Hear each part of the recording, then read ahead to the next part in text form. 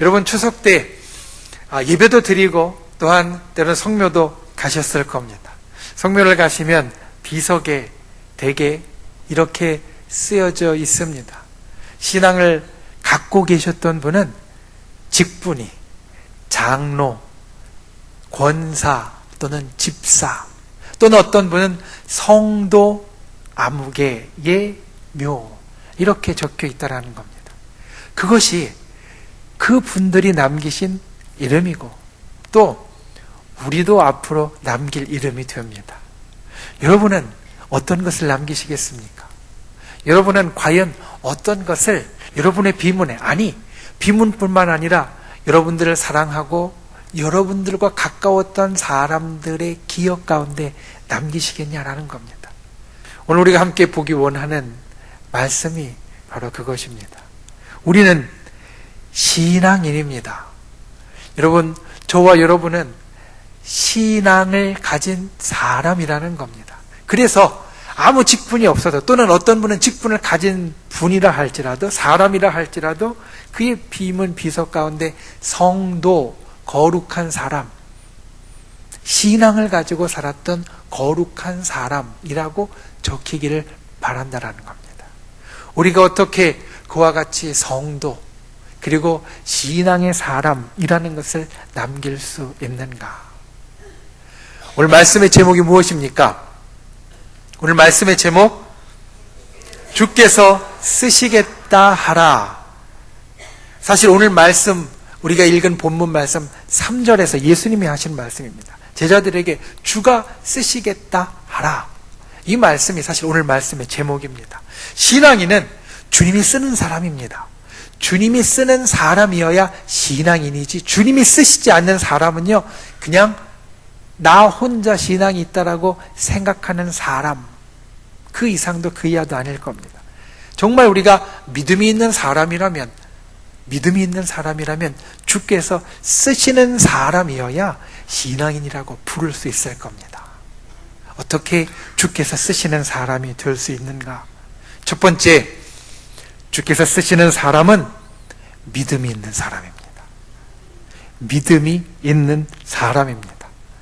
오늘 말씀에 보면 정말로 큰 믿음을 갖고 있는 두 사람들이 나옵니다. 첫 번째는 누구냐면 제자들입니다. 오늘 말씀 사실 1절부터 6절까지 간략하게 우리가 전해주는 말씀을 보지만 이 말씀의 뒷이야기를 생각해 보면 조금 더 깊은 것을 우리는 알 수 있습니다. 예수님께서 예루살렘에 들어가려 하셨습니다. 이제 마지막 한 주간을 보내기 위하여서 예루살렘에 들어가기로 하셨습니다. 그런데 예루살렘에 들어갈 때 예수님은 나귀를 타신다라고 이미 구약에 예언되어 있습니다. 이미 그것이 말씀되어져 있었습니다. 알려져 있었습니다. 그것을 이루시기 위하여서 예수님은 나귀를 구하십니다. 그런데 예수님, 우리가 알듯이 광야에서 제자들과 함께 이곳저곳 다니면서 말씀을 전하시는 분이었지 결코 풍족하게 돈을 갖고 계신 분 아니었습니다. 나귀를 구할 도리가 사실 없었습니다. 그 예수님이 제자들에게 말씀합니다. 저기 가면 나무에 매어 있는 나귀가 하나 있을 텐데 그 나귀를 데려오너라. 그러자 제자들이 묻는 겁니다. 사람들이, 아니면 그 나귀 주인이 왜 이렇게 하냐고 물으면 뭐라고 대답할까요? 사실 걱정이 되었던 겁니다. 여러분, 오늘날 행진을 할 때 나귀를 사용하지 않습니다. 오늘날 행진을 할 때는 아주 멋있는 자동차를 이용하는 경우가 많이 있습니다. 한번 생각해 보십시오. 예수님이 여러분에게 아무개 집사야, 아무개야, 저 용암동에 있는 골목에 가면 아주 멋있고 반짝반짝한 자동차가 서 있을 텐데 그거 가져오너라 라고 이야기하면 여러분 어떻겠습니까? 예수님, 잘못하면 도둑놈 소리 듣습니다. 그렇지 않겠습니까? 그거 가져오라고 이야기를 들으면 그거 가서 선뜻 가져올 수 있는 사람, 내 거면 가져오겠지만 내 거 당연히 아닙니다. 누구 건지도 모릅니다. 그냥 가서 나무에 매어 있는 나귀를 가져오라 라고 이야기하니까 제자들이 걱정이 되었던 겁니다. 왜 가져간다고 이야기를 할까요? 이야기를 하니까 예수님이 말씀하시는 겁니다. 주가 쓰시겠다 하라. 그런데 정말 놀라운 것은 제자들이 거기에 토를 안답니다. 제자들이 거기에 토를 안답니다. 제자들이 가서 본즉 4절 말씀에 바로 그렇게 이어집니다. 나귀가 거리에 매여 있는지라 그것을 그냥 풀어왔다라는 겁니다. 첫 번째 놀라운 믿음을 봅니다. 우리는 세상을 살면서 때로 하나님의 음성을 듣고 하나님이 마음에 주시는 감동을 받습니다. 그런데 그 마음에 주시는 감동 말씀이 우리에게 설명을 요구할 때가 많이 있습니다. 왜 예수님이 이러실까? 왜 하나님이 이런 말씀을 주실까? 왜 하나님의 마음에 이런 감동을 주실까? 도대체 뭐지? 하나님, 저는 잘 이해를 못하겠습니다. 조금 전에 이야기한 대로 제자들 입장에서 본다면 하나님, 저를 도둑놈 만드시려는 겁니까? 사람들이 보면 영락없이 도둑놈입니다. 자기 것도 아닌데 아무 말 없이 가서 나귀 끌러갖고 오면 그러면 사람들 다 도둑놈이라고 하고 아주 어려운 상황에 처할 수도 있을 겁니다. 우리 이런 생각을 사실 가질 때가 많다라는 겁니다. 그런데 오늘 말씀에 보면 이 제자들뿐만 아니라 또 한 사람의 큰 믿음을 갖고 있는 사람을 봅니다. 누구냐면 이 나귀 새끼 주인입니다. 6절 말씀, 5절과 6절 말씀에 보면 이렇게 이야기합니다. 거기 서 있는 사람 중 어떤 이들이 이르되 나귀 새끼를 풀어 무엇하려느냐 하며 제자들이 가져가니까 왜 가져가느냐 물어본 겁니다. 그랬더니 제자들이 예수께서 이르신 대로 말했다. 주가 쓰시겠다라는 말만 한 겁니다. 그랬더니 이에 허락하였다. 제자들은 그나마 좀 낫습니다. 제자들은 3년 반 동안 예수님을 따라다녔던 사람들입니다. 그러니까 예수님의 능력도 알았던 사람이고 오늘날로 이야기하면 좀 믿음이 있는 사람입니다. 믿음이 있는 사람, 3년 반 동안 예수님과 함께 하면서 이 속에 믿음을 좀 길러갔던 사람, 든든하게 만들었던 사람입니다. 그런데 나귀 새끼 주인은 좀 다릅니다. 오늘 본문과 성경의 어느 곳도 이 나귀 새끼 주인 이름을 말하지 않습니다. 어느 누군지 언급하지도 않고요. 그리고 이 전이나 이후에 어떻게 이 사람이 살았는지에 대해서도 말해주지 않습니다. 이런 경우는 대개 큰 역할을 하지 못했던 사람, 당시 예수님과 큰 관계가 없었던 사람, 믿음에 있어서 큰 어떤 우리가 다른 것을 볼 수 없었던 사람이라고 말할 수 있습니다. 그런데 이 사람이 제자들에게 물었습니다. 도대체 내 나귀 가져가서 뭐 하려고 하냐고, 훔쳐가는 거냐고 아마 따졌을 겁니다. 그랬더니 제자들이 예수님 말씀대로 주님께서 쓰시겠다 라고 한마디만 했습니다. 여러분 같으면 어떻겠습니까? 내 주머니에 있는 걸 누가 슬쩍 꺼내가면서 미리 와서 얘기하고 협상한 것도 아니고 가져가겠다고 선포한 것도 아니고 내 주머니에 있는 것 또 내 책상이나 내 집에 있는 것 누가 슬쩍 가져가면서 왜 가져가냐 물으니까 주님이 쓰시겠다라고 하면 어떡하겠습니까? 아마 발끈 화를 낼 겁니다. 그게 정상입니다. 내 거 왜 가져가냐고 소리 지르고 그리고 그걸 어떻게든지 다시 뺏어오려고 할 겁니다. 그런데 이 나귀 주인은 이에 허락하였다라고 말하고 있다는 겁니다. 그래서 오늘 말씀에는 두 명의, 아니 제자들이라고 했으니까 두 부류의 놀라운 믿음을 갖고 있는 사람들을 봅니다. 여러분, 믿음은 이런 겁니다. 믿음은 설명이 필요한 것이 아니고요, 해명이 필요한 것이 아니고 그거에 대해서 구구절절 다르게 이야기할 만한 것이 아니라는 겁니다. 오늘날 우리는 설명에 익숙해져 있습니다. 해명에 익숙해져 있습니다. 그래서 때로는 내가 잘 이해되지 않는 것을 하나님이 이야기하시고 나에게 보여주시면 우리는 왜 그러냐고 이해될 때까지 따져 묻는 경우가 참 많이 있습니다. 그런데 때로는 하나님의 일은 우리가 언제나 이야기하듯이 나의 이해를 초월하고 나의 생각을 초월하고 나에게 지금 설명되지 않는, 설명될 수 없는 것까지도 포괄합니다. 만약에 하나님이 내 이해 가운데에만 갇혀 있는다면, 하나님이 하시는 일을 내가 다 알 수 있다면 하나님은 결코 우리를 뛰어넘는 분 아니실 겁니다. 하나님이 우리를 뛰어넘는 창조주가 되신다는 것은 우리가 알 수 없는 것, 우리가 이해하기 어려운 것까지도 행하시는 분이라는 이야기이기 때문에 그렇습니다.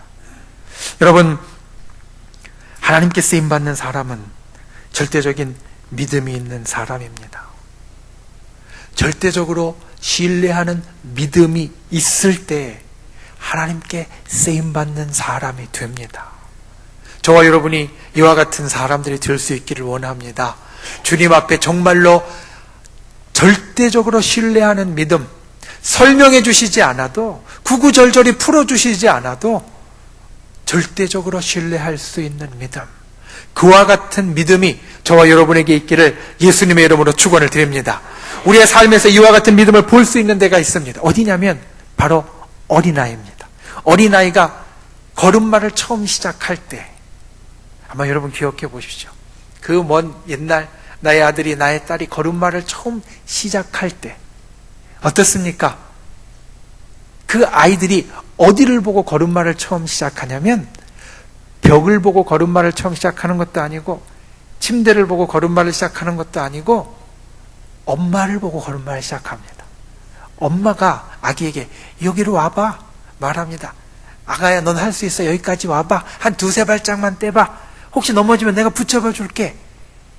우리는 이렇게 아이들에게 이야기합니다. 그러면 아이가 엄마를 믿고요, 발걸음을 뗍니다. 그렇게 해서 두 걸음, 세 걸음 떼기 시작하고 걷기 시작한다는 겁니다. 그런데 한번 생각해 보십시오. 아기가 엄마가 나한테 걸을 수 있다고 이야기를 하네? 그럼 나 이제까지 걸어본 적 한 번도 없는데 정말 거짓말이야. 엄마가 왜 나한테 거짓말을 하지? 나는 못 걸어. 이렇게 이야기하면 그 아이 걸을 수 없을 겁니다. 또 이렇게 생각할 수도 있습니다. 아, 우리 엄마는 좀 몸이 둔한데 요만큼 떨어져서 걸어가다가 내가 앞으로 고꾸라지면 엄마의 순발력으로는 나 붙잡아주는 거 어림도 없고 나 그냥 얼굴 깨질 텐데, 만약에 아이가 이렇게 생각하면 아이가 걸을 수 있겠습니까? 못 걷습니다. 엄마의 말을 거짓이라고 생각한다든지 아니면 엄마가 나를 붙잡아줄 능력이 안 된다고 생각하면 그 아이는 못 걷는다는 겁니다. 그런데 아이는 그렇지 않습니다. 엄마의 말, 자기가 한 번도 걸어본 적 없는데요, 걸을 수 있다는 엄마의 말 믿고요. 그리고 사실 엄마가 좀 둔해서 넘어지면 분명히 못 잡아줄 수도 있는데 엄마가 나를 붙잡아 줄 수 있다라고 확신합니다. 그래서 그 아이는 걷기 시작한다는 겁니다. 하나님 앞에서도 마찬가지입니다. 때로 우리가 믿음을 갖지 못할 때가 있습니다. 때로 믿음을 갖지 못할 때 이 아이와 같지 않은가 생각합니다. 이 아이와 같지 않은가, 하나님 말이 거짓이라고 생각한다든지 아니면 하나님이 나를 도와주실 능력이 없다라고 생각한다든지, 그렇지 않고서야 우리가 믿지 않을 수 없는데, 우리가 하나님 말을 거짓으로 신뢰하지 못하면 우리가 믿음으로 행할 수 없고, 하나님의 능력, 그분의 능력이 나를 붙잡고 내 안에 역사하기 충분하다는 것을 믿지 못하면 또한 믿음으로 나아갈 수가 없다는 겁니다. 오늘 주님 앞에 신앙인으로서 살아가는 저와 여러분이 믿음을 점검할 수 있기를 원합니다.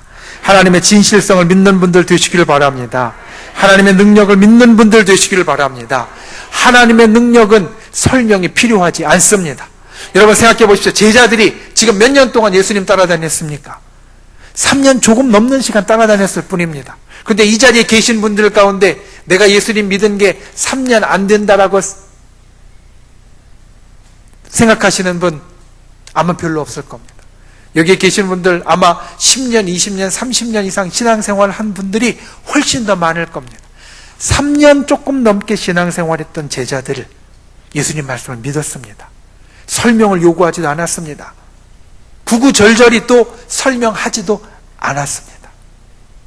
그때 이들이 하나님의 쓰임을 받았고 주님의 쓰임을 받았습니다.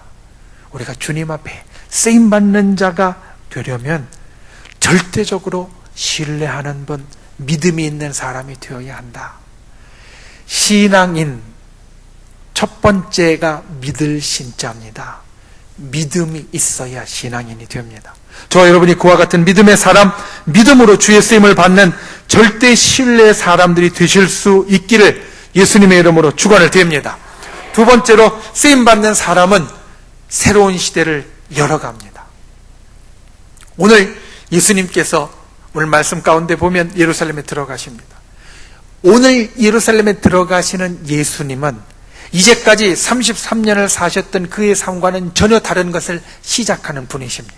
이제까지는 이 땅에 오셔서 33년 동안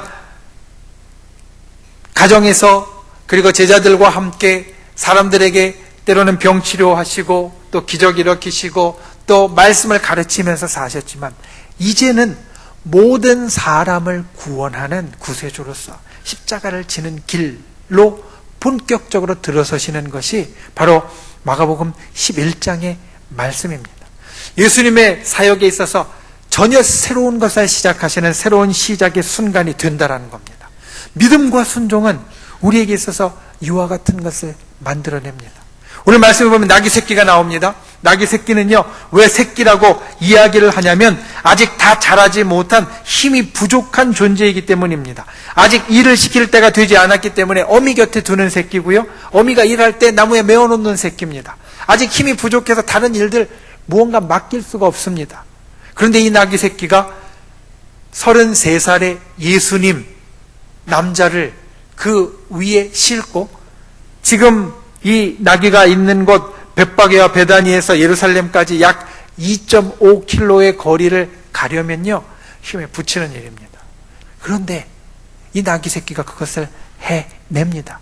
그뿐만 아니라 예루살렘에 들어가면서 예수님과 함께 왕을 태운 마치 어떤 훌륭한 말이나 마차나 다른 것도 부럽지 않은 대우를 받게 되어집니다. 나귀 새끼의 삶에 있어서도 새로운 시대가 열렸습니다. 왕을 태운 영예로운 시대가 열렸고 예수님도 새로운 것을 시작을 하셨습니다. 이 땅의 모든 사람을 구원하는 구원의 여정의 마지막 일들을 시작하셨다는 겁니다. 우리에게 믿음이 있을 때 우리는 새로운 시대를 열어갑니다. 여러분, 믿음이 있으면 우리의 시각이 바뀝니다. 믿음이 있으면 우리의 삶의 모습이 바뀝니다. 믿음이 있으면 우리의 삶의 행동이 바뀝니다. 믿음이 없을 때는 불안합니다. 믿음이 없을 때는 무언가 안정되지 못합니다. 그런데 믿음이 있으면 이게 틀려집니다. 예수님께서 이 땅에 오셔서 제일 처음으로 일으키신 기적 가운데 가나의 혼인잔치의 기적이 있습니다. 요한복음은 가나 혼인잔치의 기적이 예수님이 일으키신 첫 번째 기적이라고 우리들에게 이야기를 합니다. 간략하게 이야기를 하면 이렇습니다. 예수님이 어머니와 함께 이제 친척의 결혼식에 갔습니다. 친척의 결혼식에 갔는데 그 결혼 예식이 손님들이 많았는지 아니면 흥겨워서 좀 잔치가 길어졌는지 중간에 준비한 음식 가운데 하나인 포도주가 떨어졌습니다. 포도주는 물이 좋지 않은 이스라엘 지역에 음료 대용으로 마시는 것이 되기도 합니다. 이 포도주가 떨어졌습니다. 그래서 잔치를 하는데 음식을 먹는데 물이 없으면 어떻겠습니까? 절대로 좋은 소리 못 듣죠. 그러니까 그걸 안타깝게 본 마리아가 예수님에게 이야기를 합니다. 이런 일이 있는데 어떻게 해결해 줄 수 있겠니? 예수님께서 본인의 때가 안 되었다라고 이야기하셨지만 결국에는 그것을 해결해 주십니다. 어떻게 해결해 주셨느냐? 물동이들 있는 것들을 보고 하인들을 불러서 이야기를 합니다. 이 물동이에 있는 물을 떠다가 손님들에게 주어라. 저와 여러분 한번 이때 하인이 되었다라고 생각해 보십시오. 자, 잔치에 수발을 들고 있습니다. 음식을 나르고 있습니다. 음식 하나 제일 중요한 게 떨어졌습니다. 그러니 난리가 났습니다. 손님들이 계속해서 어디 있냐고 갖고 오라고 이야기를 합니다. 왔다 갔다 음식을 대다 보니까 발을 동동 구를 지경에 되었습니다. 그런데 친척이라는 사람이 한 사람 나타나서 갑자기 물동이에 있는 물을 떠다 주라. 이것이 술이 될 것이다라고 이야기를 합니다. 여러분 어떻겠습니까? 아마 여러 다양한 모습이 있을 겁니다. 어떤 하인, 만약에 우리가 하인이라고 하면 어떤 하인은 그것을 떠서 갖다 주면서 이게 정말 변했을까? 맛을 계속 찍어보는 사람도 있을 것이고 어떤 사람은 그냥 가져다가 손님에게 내려놓으면서 손님에게 잘못하면 큰 원성 들을 생각하고 눈을 질끈 감는 사람도 있을 겁니다. 아니 술을 가져오랬더니 물 어디서 갖고 온 건지 모르게 이 물 먹으면 배탈 날지도 모르는데 이걸 갖고 와 라고 하면서 크게 소리 지르는 사람도 있을 겁니다. 어떤 사람은 확신이 없어서 벌벌 떨면서 움직이지 못하는 사람도 있을 겁니다. 하인들이 그랬을 수 있습니다. 그런데 요한복음의 가나 혼인잔치에 보면 그러한 것들이 안 나옵니다. 하인들은요 그냥 갖다 주었습니다. 그때 놀라운 역사가 나타났다라는 겁니다. 우리가 하나님 앞에 정말로 믿음을 갖고 쓰임을 받는 자가 되려면, 정말로 믿음을 갖고 쓰임을 받는 자가 되려면 이와 같아야 합니다. 전적으로 믿어야 쓰임을 받는 자가 되고, 그러면 예수님의 첫 번째 이적 가운데 함께했던 그 하인같이, 예수님의 사역의 새로운 시대를 열어가는데 함께했던 이 나귀 새끼와 제자들과 나귀 새끼의 주인같이 우리의 삶에 있어서도 새로운 시대를 열어가는 사람이 될 수 있다는 겁니다. 아브라함이 75살 때 믿음의 사람의 칭호를 받았습니다. 75살 아무것도 할 수 없는 나이입니다. 75살이라면 이제까지 잘 살았던 것도 잘 마무리하고 인생의 말미, 인생의 후반부가 아니라 인생의 마지막을 어떻게 잘 정리해야 될까 고민해야 될 시기의 사람입니다. 그런데 이 아브라함은 가나안 땅에 갔고 그곳에서 새로운 삶을 열었고, 그 이전과는 다르게 믿음의 조상이라는 칭호로 그 이후에 약속의 자손들을 갖는 선조가 되었다라는 겁니다. 성경은 무엇으로 아브라함이 그런 새로운 인생을 열었다라고 말하냐면 믿음으로 열었다라고 말합니다. 믿음이 있을 때 우리의 인생의 새로운 시대가 열려진다라는 겁니다. 믿음이 있을 때 우리가 쓰임받고 하나님이 우리를 쓰실 때 우리의 인생의 새로운 시대, 새로운 시기, 새로운 역사가 나타나게 되어진다라는 겁니다. 저와 여러분이 그와 같은 믿음의 사람이 되실 수 있기를 예수님의 이름으로 축원을 드립니다. 진정 믿음으로 이제까지와는 다른 새로운 세상을 열어가는 분들이 되시기를 바랍니다. 주께서 믿음의 사람을 통하여 역사하시면서 우리에게 허락하시는 놀랍고 새로운 시대, 그와 같은 것을 열어가는 복된 하나님의 사람이 될 수 있기를 예수님의 이름으로 축원을 드립니다. 말씀을 맺습니다. 주께서 쓰시겠다 하라. 사실 제 마음에 한 달 전부터 계속해서 주시는 말씀입니다. 주께서 쓰시겠다 하라.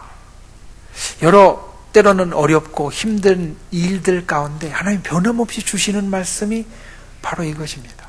주께서 쓰시겠다 하라. 왜 이 말씀을 하실까? 그러면서 이 마가복음 말씀을 계속해서 보면서 내가 과연 이 제자와 같은 믿음을 갖고 있었는가?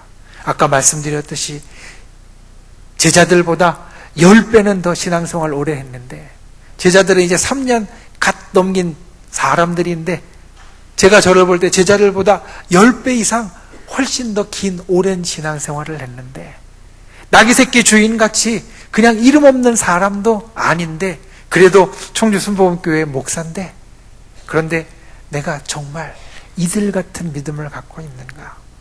설명이 필요치 않은 믿음, 해석이 필요치 않은 믿음, 주께서 말씀하시면 그냥 아멘 할 수 있는 믿음을 갖고 있는가? 그 사람만이 새로운 시대를 열어갈 수 있다라고 말씀하시는데 내가 과연 그런가? 한 달 전부터 계속해서 마음에 부딪혀오고 주시는 말씀입니다. 그리고 그 말씀은 저뿐만 아니라 여러분들에게 주시는 말씀인 줄 믿습니다. 우리가 주님 앞에 주께 쓰임받는 사람으로, 우리가 믿음의 사람으로 이 땅에 남기를 원하는데, 그러기 위해서는 정말로 절대적으로 신뢰하는 믿음이 있어야 하고, 믿음이 있는 사람만이 새로운 시대를 열어갈 수 있다. 이것을 기억하셔서 저와 여러분이 진정 하나님 앞에 그와 같은 사람으로 우뚝 설 수 있는 귀한 믿음의 사람들이 다 되실 수 있기를 예수님의 이름으로 축원을 드립니다.